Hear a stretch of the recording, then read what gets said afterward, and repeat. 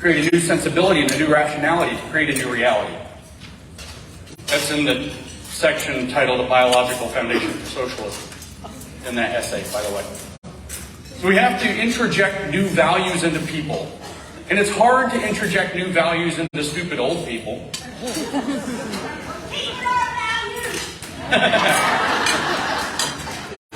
You have to get them into the kids. It's a lot easier. The kids don't know different. Lenin, who has been fashioned into a bust that sits on the bookcase behind Klaus Schwab in his office, Vladimir Lenin, said, "You give me the child for 4 years and I'll plant the seed so deep you'll never uproot what comes out of it." Hitler said, "What are you? You're going to pass away. I have your children." They understand this. Mao Zedong in China reorganized not just the entire education system, but the entire society to become an education system to instill its values, but he focused on a youth movement. Klaus Schwab says we need social emotional learning. And the point of social emotional learning is to teach the children not to be able to survive in a world, not to be able to be psychologically competent. That biological foundation for socialism, Marcuse tells us in a footnote, means the psychological foundation. To not be able to be psychologically competent to live in a world that's not ESG compliant. So they've got to brainwash the kids. And I don't mean brainwash in some cute way. I mean brainwash in the sense of the word Xinao, which is in Mandarin, which is literally what the Maoist prisons referred to as their program of thought reform, brainwashing. Xinao means wash brain. You ever have to go to the bathroom in China? It's Shishoujian, which means hand wash room. You go to the hand washing room. So she is wash, now is brain. Xinao, brainwash. We didn't come up with a cute term. The Chinese actually called it that. And that's what social emotional learning, that's what our education system has become. A program of Maoist-style thought reform in order to install the demand for ESG compliance in the future generation. That's why our friend Mr. DeSantis talked about both of these powers, by the way, the government and the corporations. He mentioned our favorite other D word, Disney. This is why Disney wants to do what Disney did. He talked about what a risk it was, how stupid it seemed. How on earth would you want to die on this hill, he said. ESG score went up. That's why. Disney, with its children's entertainment programming, is integral to the program of instilling new values into children. And Paulo Freire is still going to come into the story, I promise, because the goal is that you have to make the children see the ideas, so then they'll start asking the questions, not of the parents, but of the teachers, of the state institutions. And if you introduce those ideas, then they'll ask about it. That's exactly, by the way, the justification that you'll hear. Why are these books in the libraries? Why are there courses teaching pornography? Not about it as a concept. Teaching porn studies. Why do these exist? That's in college still for the moment, by the way, not high school yet. Why do these exist? Because children already encounter it in the world. They're on the internet. They see pornography, so we have to teach them about sex and sexuality all the way down to pre-K. That's actually the justification they give. If they're not watching pornography on the internet, hopefully, they saw it on Disney anyway. And so they're going to come in and they're going to ask the question. This is what Paulo Freire, now we turn to this weird Brazilian. This is what Paulo Freire called a generative theme. And his whole program of education is based on generative themes. So last night, a lot of you guys will have met Alvin from Courage is a Habit. He's here. He and I had an encounter. Turns out he's an illusionist, which is a word that means a real-world magician without any actual magic power, so I'm not quite convinced. He did some really weird things with cards, and it's so strange. You wouldn't believe it. I got back to my room last night, opened up my wallet, and there was a Queen of Hearts in there and no money. I don't know how that happened. No, I'm just kidding. But the Queen of Hearts was involved, and he literally made it appear out of a vase or something over here. Absolutely beautiful. And we were having this really interesting discussion that what happens in the illusionist's trick is that they're doing sleight of hand, but also what you might call sleight of mind. They have the skills of, here comes a $5 word you haven't heard in a while, prestidigitation. But they also have the skills of misdirection. They get you to look in the wrong places. They get you to not see something that if you would have saw it, you would have said, aha, I know what you did. I know how that Queen of Hearts got in my wallet. Give me my 20 back. And that's what's actually happened with Paulo's generative themes. He's enabled the theft of education. And I want you to understand that education has been stolen from us so that people like Klaus Schwab can have their agenda, using your children as pawns. And the method that they seized upon was that of Paulo Freire with his generative theme. So you probably have had this experience. You've probably said there's critical race theory in this school. Mr. DeSantis talked about the books, and then he even referred to the fact that, no, it's only taught in law school. We don't have a critical race theory course in 5th grade or whatever. And you say, no, it's right here. You're doing the oppressor-oppressed thing. You're doing the whole white privilege thing. You're talking about equity. I know what I'm seeing. You're talking about creating change agents to change the world, to transform the world. You probably had this, and they say, well, that's not really critical race theory. That's just teaching honest history or whatever. And you'll say, no, this is really critical race theory. You'll see some weird math lesson, and you'll say, all of the statistics problems they're teaching to juniors in high school in their statistics class are about race and poverty statistics. And you're like, I know the trick you're pulling. This trick is called the generative themes trick. The drag queen at Drag Queen Story Hour, according to the paper they wrote about themselves, is a generative moment. What they're doing with Disney, with the groomer content, is a generative moment. The goal is to find emotionally resonant conversation on important socially relevant issues and to bring that up as the topic of education in the guise of other education. Paulo Freire looked for the generative terms that he knew would radicalize people in the different contexts that they were in, whether it's post-colonial Brazil, whether that's as he went around the world later as a Marxist, looking at anything that he could agitate people into seeing the society that they're in as unjust and unfair and in ultimate need of a cultural revolution to overthrow it. He says that explicitly over and over again in his books. And he talked to these people that he was going to teach. He said, well, I'm going to be your adult literacy teacher. I'm going to teach you to read. And his method is that you use the generative themes. You talk to the people to find out what their problems are, and you're going to extract generative themes, and those are the words you're going to teach them to read.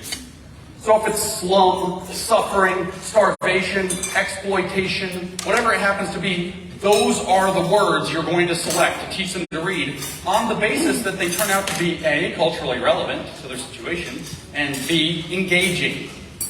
You've heard these excuses. Culturally relevant teaching is this method repackaged. Then you do a little bada bing, bada boom. We'll talk about that in detail when we get to the micro here in a minute.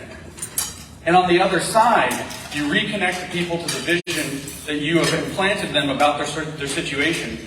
And then they're so inspired by this that they want to read more about it, so they basically learn to read.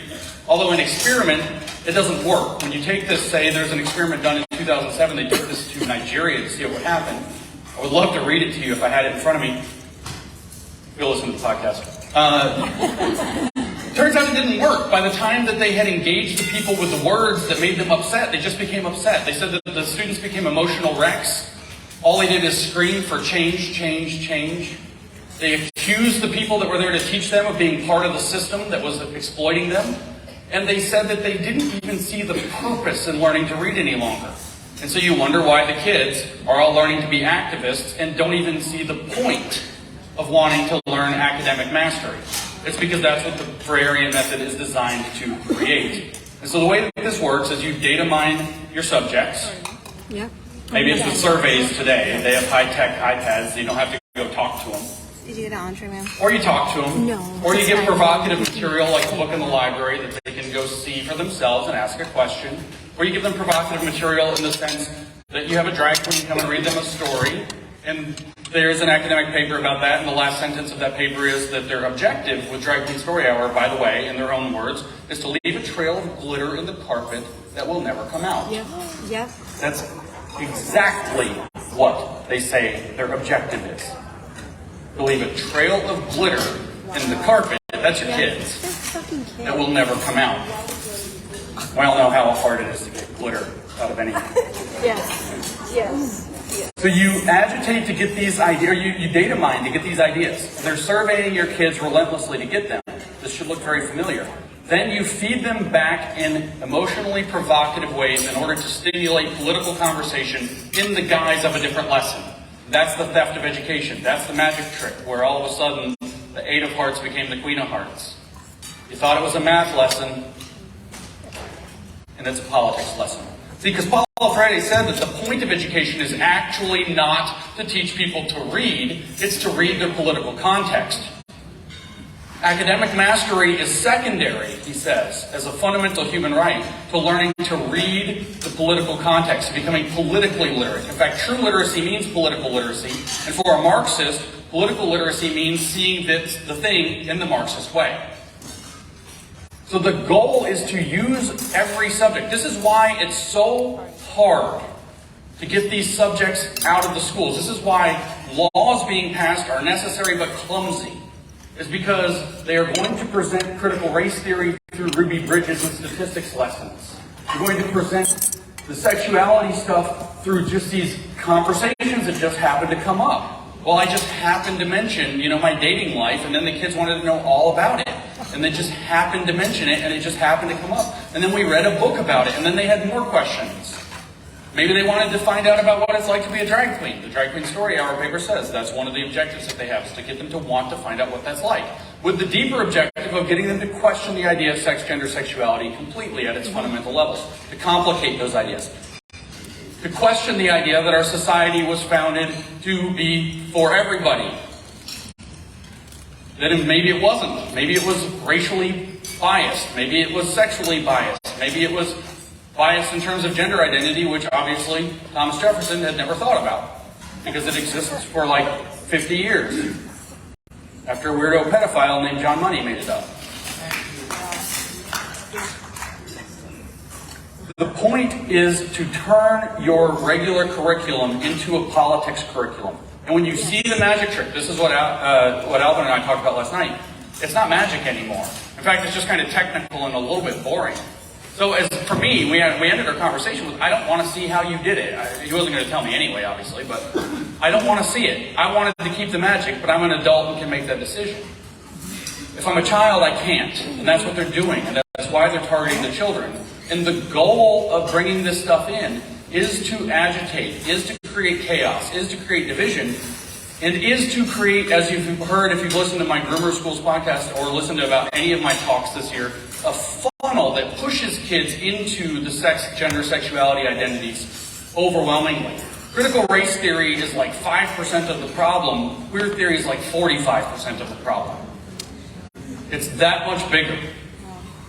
Because there's 3 main purposes to what they're doing with this sex, gender, sexuality stuff that they're doing in the schools. The first one is when you sexualize kids, and Marxists have known this for 100 years. George Lukács and the Hungarian Empire figured this out. Or regime, the Soviet regime that they had in Hungary for 4 months, figured this out. That if you sexualize the children, you can achieve a new society. And there are 3 main reasons. The first thing you do when you sexualize children is you destabilize them. It is not developmentally appropriate for children to have their fundamental categories of man, woman, or whatever, boy, girl, complicated to where they can't be understood without somebody telling them what the right answers are. That's what social emotional learning does, by the way, right? They introduce this complicated topic and then they tell them how they're supposed to feel about it. They engineer their emotions for them.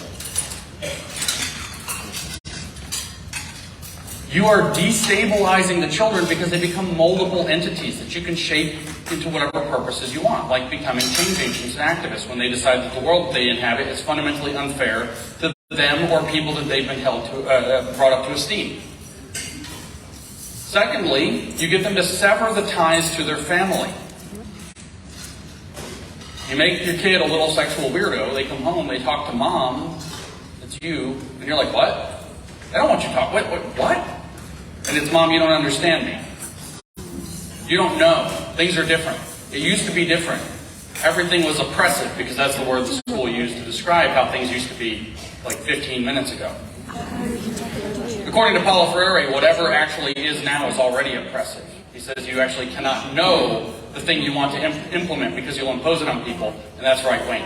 You can't possibly know where you're going. You just continue to agitate.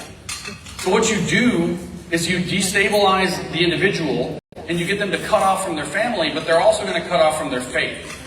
Because faith is holding timeless values. So they're going to tell you that the Bible, say in the book of Genesis, doesn't know what it's talking about when it says God created them man and woman. That's old-fashioned, that's patriarchal, that's oppressive, that's homophobic, like the space telescope. And you're confused and you're like, what? And they're like, Mom, you don't understand. What the communists realized 100 years ago is that you can, by sexualizing children, you can sever a child from his own sense of stability. He has to grow up within boundaries, has to develop and understand the world bit by bit as he matures. You can sever them from himself, you can sever them from the roots they have in their family, and then you can sever them from the prevailing faith that might ground them and set them in the right direction. And that's why they're doing it. That is why they are correct. I should say Ron DeSantis is correct. They're actively going after to harm your children. And it is a purpose program to make them introjected with new values to support an ESG-driven world. It will be an entirely new economy that they're being educated with the education of the future in order to be the cadets to fill.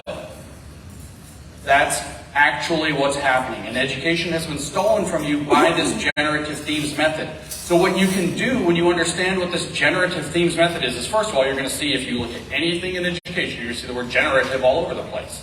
And you're going to say, oh no, because now you understand what it is. You're going to also be able to understand and articulate if you go to a school board, or if you go to a superintendent, or if you go to a lawmaker, this is how they're doing it.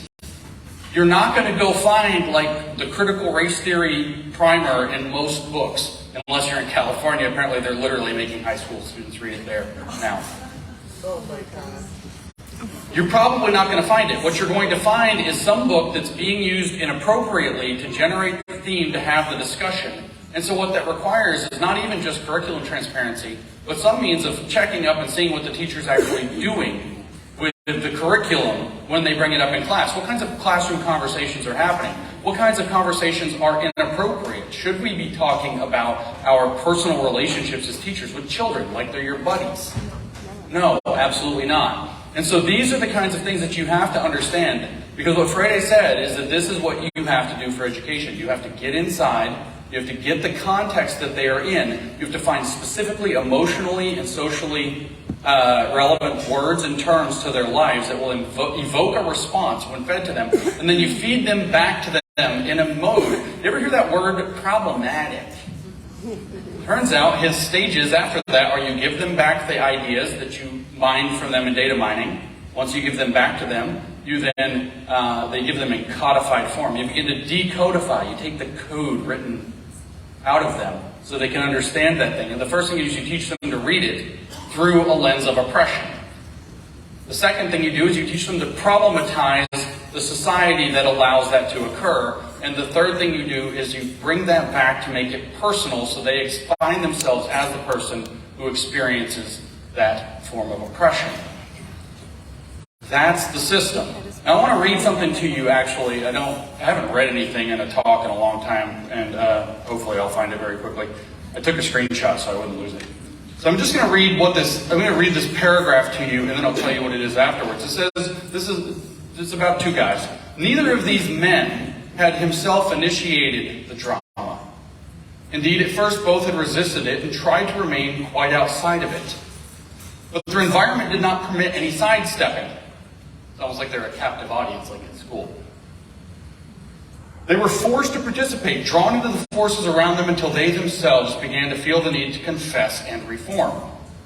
This penetration by the psychological forces of the environment into the inner emotions of the individual person is perhaps the outstanding psychiatric fact of thought reform. Now, brainwashing.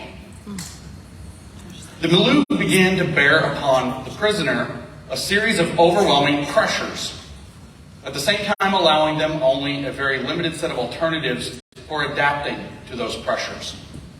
In the interplay between person and environment, a sequence of steps or operations, a sequence of combinations or manipulations and responses takes place. All of these steps revolve about two policies and two demands: the fluctuation between assault and leniency, you might say criticism and love bombing, and the requirements of confession and re-education. The physical and emotional assaults bring about the symbolic death. Leniency and the developing confession are a bridge between death and rebirth. The re-education process, along with the final confession, creates a rebirth experience. And you're like, wow, that's a book about social emotional learning. It is not. It is a chronicle of the psychiatric fact of brainwashing in the Chinese Maoist prisons. So I want to let you have a question, and I want you to sit with it. I want you to sit with a lot over the next weeks and months. If you knew, because everybody's like, James, what do we do? If you knew you were sending your children for 30 to 35 hours a week to a Maoist thought reform prison, a Maoist brainwashing prison, if you thought that that's what was really occurring, what would you do differently?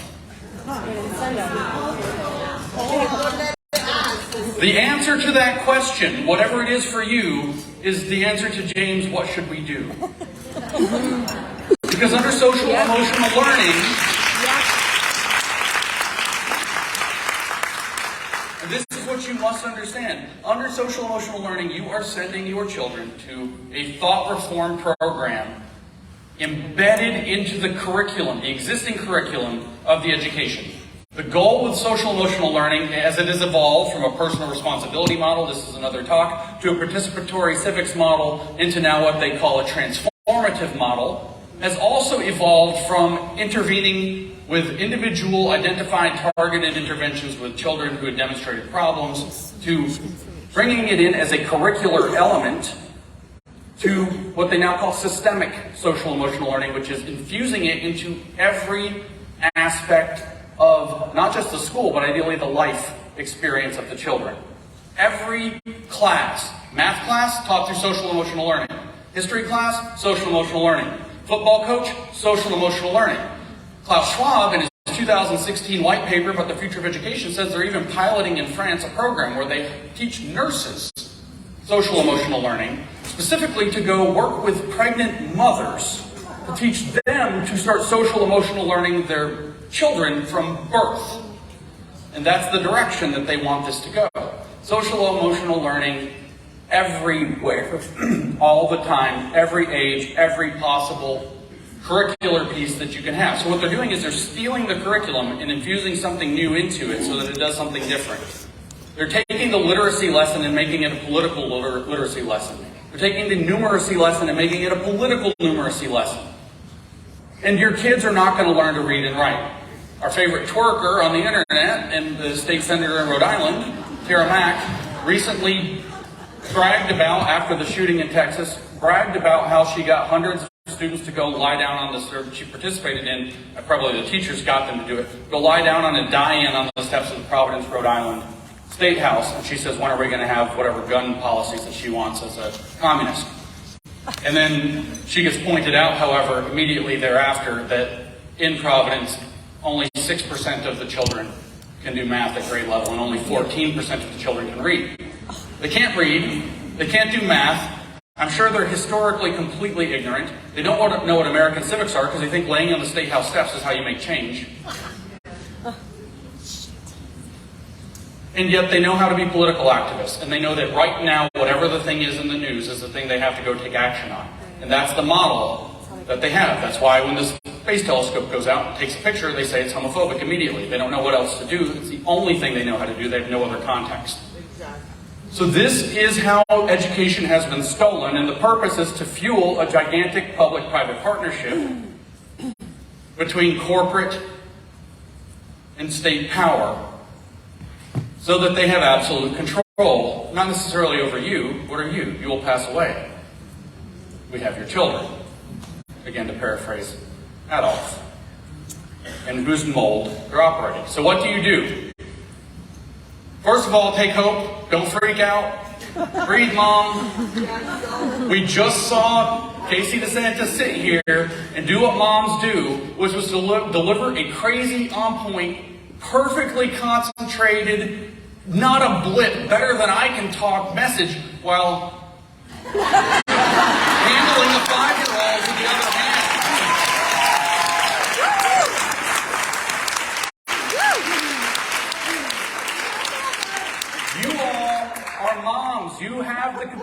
capacity to handle a bunch of toddlers who think space telescopes are homophobic and drag queens with the other hand while you deliver a pointed political message that starts to change America back. So take hope.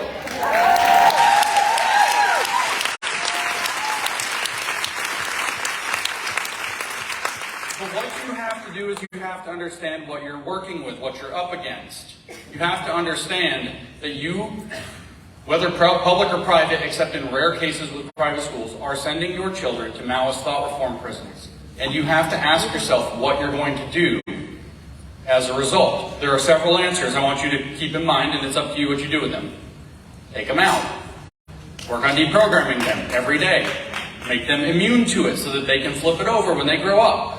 Those are all options. So are taking all kinds of dedicated action to fix this system, to get this crap able to be seen and identified for the crime against humanity that it is, and pulled out of the schools.